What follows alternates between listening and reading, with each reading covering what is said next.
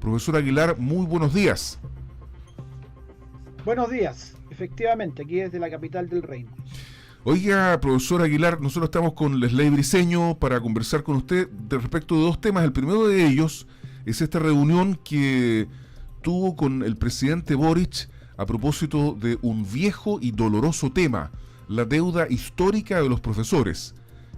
Desde ya que haya sido tema a conversar con el propio presidente de la República, ya es una buena noticia, nos parece a nosotros, presidente. Sin duda, Álvaro. Bueno, el presidente hoy día va a andar con harto sueño, parece. Mira, ir a despertarlo a las 3 de la madrugada es de bien mal gusto. Pero, mire, para nosotros valoramos que el presidente nos haya recibido, sin duda. Es una buena noticia porque por primera vez un presidente de la República se reunía con el gremio. En 43 años que se ha luchado por este tema, se reunía por este tema específicamente, para tratar el tema de deuda histórica. Y nosotros creemos que es un gesto que tiene un valor, pero también hemos dicho con la misma claridad que este es un compromiso incumplido. Y se lo dijimos al presidente, este es un compromiso incumplido. Él en 2 ocasiones incluso indicó fecha, plazo para enviar un proyecto de ley, y esos plazos no se cumplieron. Diciembre de 2022 dijo en una ocasión ante el Congreso Pleno que estaba dando su cuenta, y en otra ocasión, a través del ministro de Educación, señaló diciembre de 2023, o sea, diciembre recién pasado, que enviaría un proyecto de ley, cosa que tampoco se cumplió. Entonces, si bien es cierto, valoramos que el presidente nos reciba y haga este gesto y ratifique en esa reunión que él tiene la voluntad de cumplir con este compromiso y promesa de campaña y bueno, y una deuda que se arrastra de 43 años ya este asunto. Pero nosotros vamos a estar conformes el día que se envíe un proyecto de ley. El ver para creer aquí corre. Santo Tomás está vigente con su dicho ver para creer. El día que nosotros veamos un proyecto de ley diremos, bien, el presidente ha cumplido. Oye, ¿y por qué, digamos, interpreto yo a los profesores que van quedando vivos? Porque muchos de los que están esperando que les paguen han muerto. Profesores y profesoras. ¿Por qué ahora sí tendrían que creer en esta promesa presidencial? Porque no es la primera. Varios otros han intentado abordar el problema de la deuda histórica y no ha pasado nada. ¿Por qué ahora sí, Mario Aguilar? Bueno, porque uno, no sé si seré muy ingenuo, pero estando frente a frente, cara a cara con el presidente que nos recibe ahí en su oficina en La Moneda, uno supone que esa palabra tendrá algún valor. Y si él ha tenido, digamos, la decisión de recibirnos en La Moneda y decirnos directamente que él tiene la voluntad de cumplir con ese compromiso y que en el transcurso de este año eso se haría efectivo, bueno, uno cree que la palabra todavía tendrá algún valor. Y yo creo que eso es lo que nos hace todavía creer, y por supuesto la necesidad que tienen nuestras colegas de justicia nos ha hecho realizar todas estas gestiones y jamás haber soltado este tema. Hubo muchos momentos en que esto se quiso sepultar a través de distintas maniobras. Piñera dijo que la deuda histórica no existía y negó toda posibilidad, pero luego tuvo que reconocer que sí existía y abrirse algunas mesas. En fin, ha habido distintas vicisitudes con los distintos gobiernos. En el gobierno de Bachelet se nos dio un portazo con el tema, el ministro de entonces de Hacienda dio un total y absoluto portazo con este tema. Lagos ni lo tocó, Frey y Elwin tampoco. Entonces son sucesivos gobiernos democráticos que no han tenido la voluntad de hacer justicia. Y bueno, este presidente ha dicho que lo va a pagar, no ha cumplido en 2 ocasiones. Por supuesto que eso nos inquieta mucho y hace que la gente tenga escepticismo. Pero bueno, fuimos a La Moneda y él nos dijo lo que nos dijo cara a cara y nosotros lo hemos dado a conocer públicamente, pero por la misma razón, porque en anteriores ocasiones se ha incumplido esta palabra ya en 2 momentos por el propio presidente comprometido y no se ha cumplido.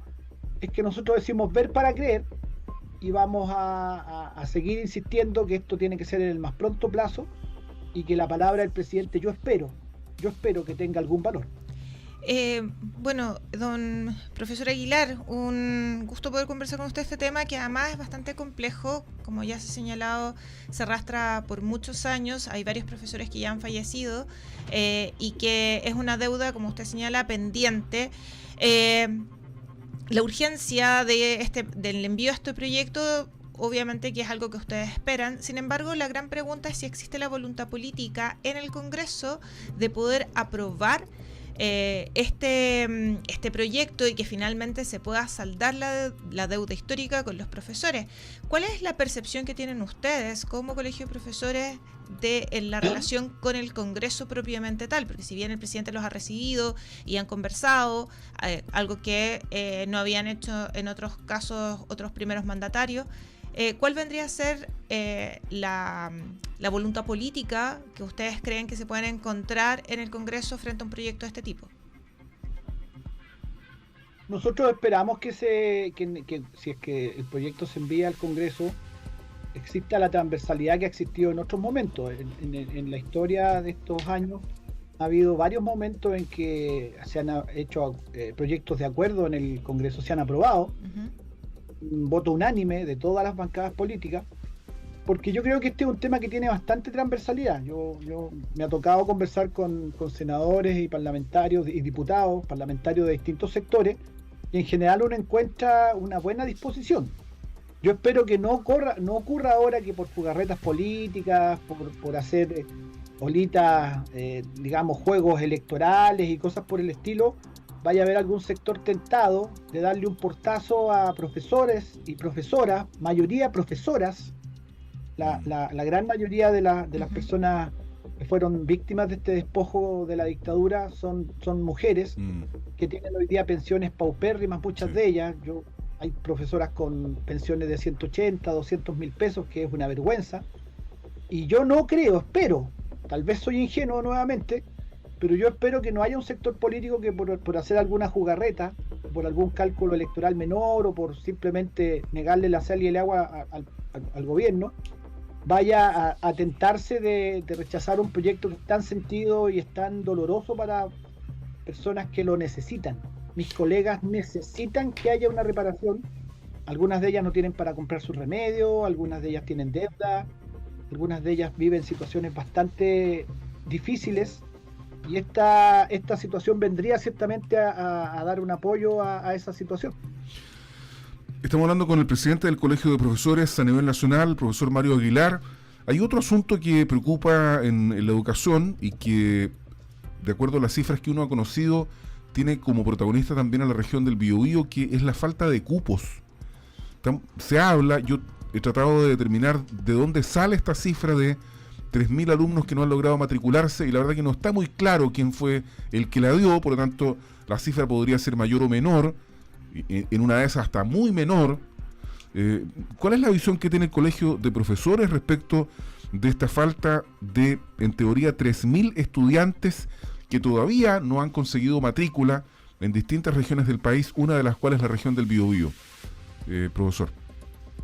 Sí, mire, la verdad es que efectivamente esa cifra no está muy certera, pero en todo caso, cualquiera sea el número, es un problema grave que existan estudiantes que no tienen acceso a una matrícula en nuestro sistema escolar. A estas alturas de la vida, a estas alturas del desarrollo del país, eso no es aceptable. Pero también es bueno decir y señalar que esto es una consecuencia de la inexistencia de política de construcción de establecimiento educacional y de previsión que existió por décadas. Por décadas la educación quedó librada al mercado, y en muchos sentidos librada al mercado, y también en este sentido de lo que tenía que ver con construir establecimientos escolares. No hubo ninguna previsión. Nosotros esto lo fuimos advirtiendo, estoy hablando de 20 años atrás tal vez, que en el largo plazo esta ausencia de Estado en materia de construcción de establecimiento educacional iba a tener una repercusión. Bueno, y el largo plazo llegó, es hoy día. Y esto es así, hay zonas del país donde faltan escuelas. En el norte, en algunas comunas de la región metropolitana, comunas de la periferia como Lampa o Quilicura, y no faltan escuelas. Y entonces esto es una consecuencia no una mala política, la inexistencia de una política. Y claro, hoy día este gobierno tiene que resolver el problema y le corresponde hacerlo. Y a mí me parece una vergüenza que todavía estando cerca de finalizar marzo todavía tengamos estudiantes que no tienen su matrícula, y esto tiene que resolverse. Pero también hay que señalar que si no se aborda ahora una política de mediano plazo de iniciar construcción de establecimientos de educación y prever la construcción y incorporar la migración como un factor, porque creo que en eso hubo mucha imprevisión. La migración no es de este año, la migración empezó hace 20 años en Chile, no se previó aquello, y bueno, pasa lo que pasa hoy día, que es bastante grave, que no haya, que haya niños, niñas que no están ejerciendo su derecho a la educación. A mí me parece gravísimo. Aquí en la región del Biobío, publica sabes.cr, el diario digital del Gran Concepción, hubo 135 casos que recibió la Seremi de Educación, de los cuales se ha logrado dar respuesta a 63. Ahora, la visión que se entrega aquí en la región del Biobío es que cupos hay. Lo que pasa es que los padres no quieren que sus hijos vayan a la educación pública, profesor. ¿Qué reflexión hace respecto de esta, que también podría ser una parte del problema? En este minuto hay familias en Chile que prefieren que los niños se queden sin estudiar porque no quieren que vayan a la educación pública. Sí, hay un número que puede responder a eso, efectivamente, pero hay otro número que derechamente no hay cupos ni públicos ni privados. Hay comunas donde es así. Entonces hay que, efectivamente, para analizar bien el problema, hay que ir separando distintas situaciones. Yo creo que también hay un problema durante mucho tiempo hubo una tendencia a favorecer la privatización de la educación y a denostar o a desprestigiar la educación pública. Desprestigio que no tiene fundamento. Yo quiero entonces ser bien claro, se hace propaganda como que la educación pública es de menor calidad que la particular subvencionada, y se muestran unos rankings, se muestran algunas cifras, pero esas cifras son bastante mañosas, porque si usted desagrega los datos de los resultados en las pruebas, por ejemplo, por quintil socioeconómico, que es la forma correcta de comparar, la educación pública no tiene peores resultados que la educación particular, de ninguna manera. ¿Ya? Y esto hay que ser bien claro. Entonces, también hay falta de información muchas veces.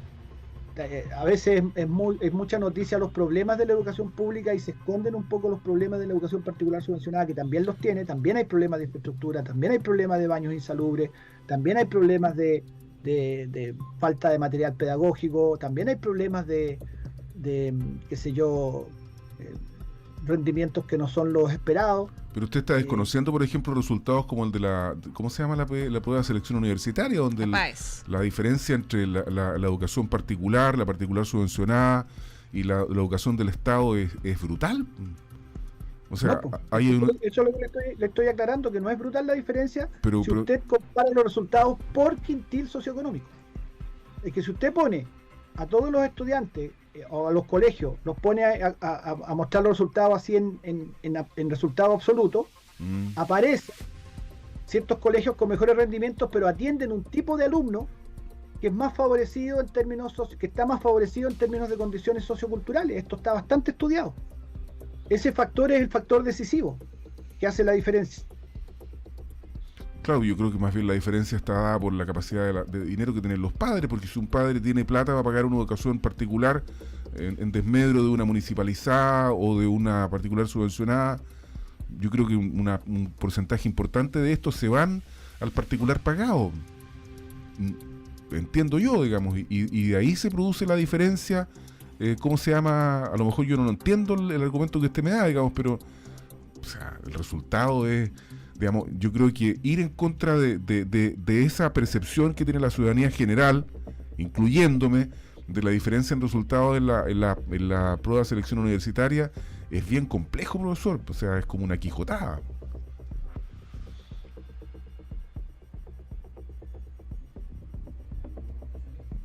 Se cortó, parece. Se cortó la comunicación. Ajá. Yo dije, a lo mejor me está encontrando tan pavo el profesor que ni siquiera me va a contestar. Póngale 0, como decía el chavo. Claro. ¿Se fue el profesor Aguilar? Ay. Está... Chuta, parece que lo perdimos para siempre. No, No, sí, ahí yo Aquí creo nos que- escribe Felipe, dice señor Aguilar, las carencias de los padres y madres también las sufrieron los hijos de profesores y quizás peor.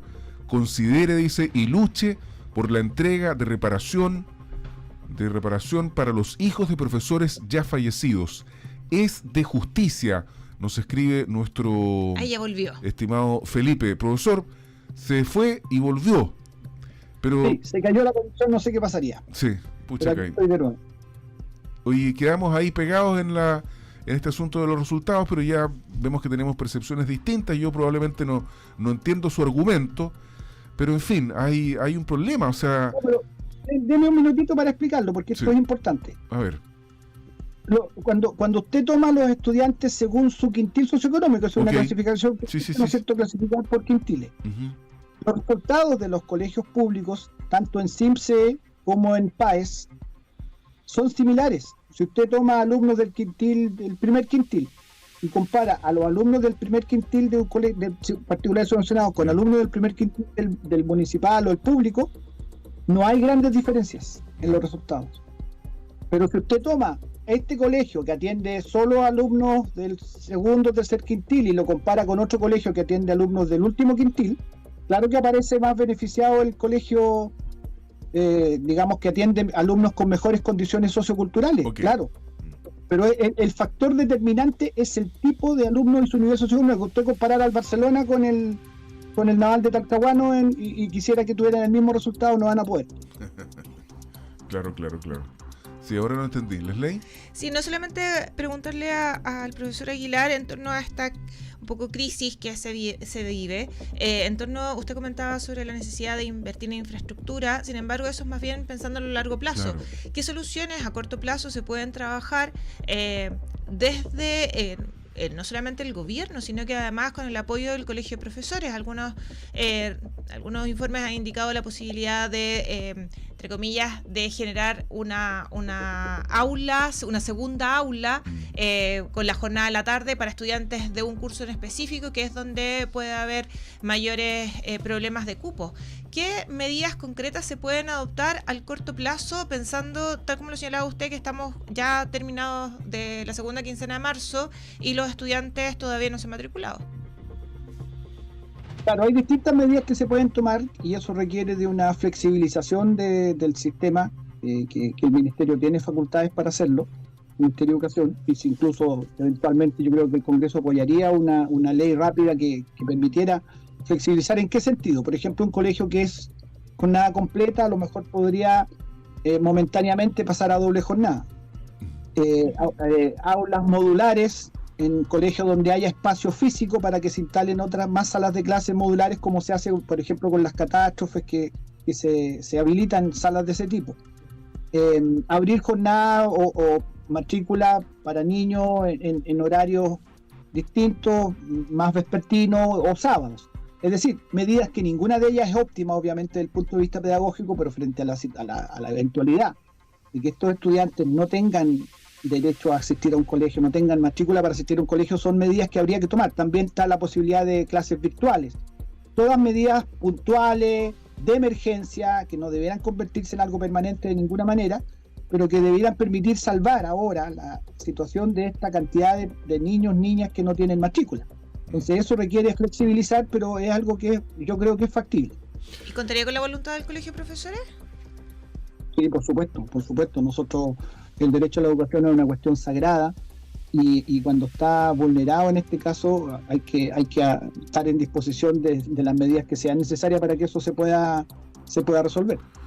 Mario Aguilar, presidente del Colegio de Profesores de Chile, a propósito de su reunión con el presidente Gabriel Boric para tratar, ahora sí, dice Mario Aguilar, el proyecto de ley que resuelva la deuda histórica que hay fundamentalmente con profesoras de este país, y también hablando de esta llamada falta de matrícula en los establecimientos del país. Algunos hablan de 3.000, ya sabemos que aquí en la región del Biobío la cifra era de 135 alumnos que no encontraron cupos en colegios públicos del Biobío. Gracias, profesor Aguilar, por estar con nosotros. Una pequeña precisión, y ahora sí lo dice el presidente. Yo digo ver para creer. Tiene razón. Ver para creer, dice Mario Aguilar respecto de la eventual solución a la deuda histórica.